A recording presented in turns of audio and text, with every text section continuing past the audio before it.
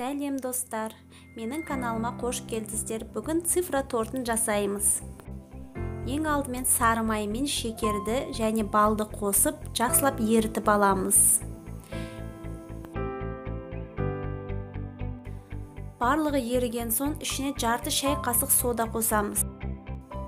Газды өшіріп, араластырып тоқтатпаймыз.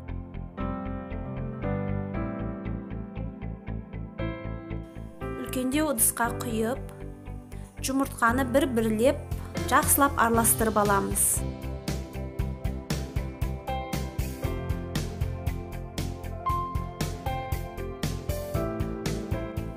Үстінен ситаға ұн мен какаоны салып, өткізіп аламыз.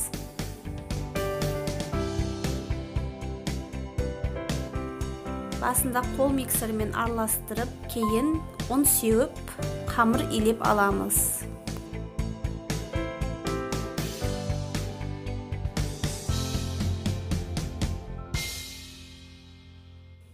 Қамырымызды 4 бөлікке бөлеміз. Цифрымыз 4-еу шығу керек. Кез келген А4 парақты трафарет сызып алып, дайындап аламыз цифрды алдын ала. Соны басып, кесіп аламыз қамырымызды. Кремі өте оңай, крем-чизді қолданамыз. Астында описанияда көрсетіп өтемін.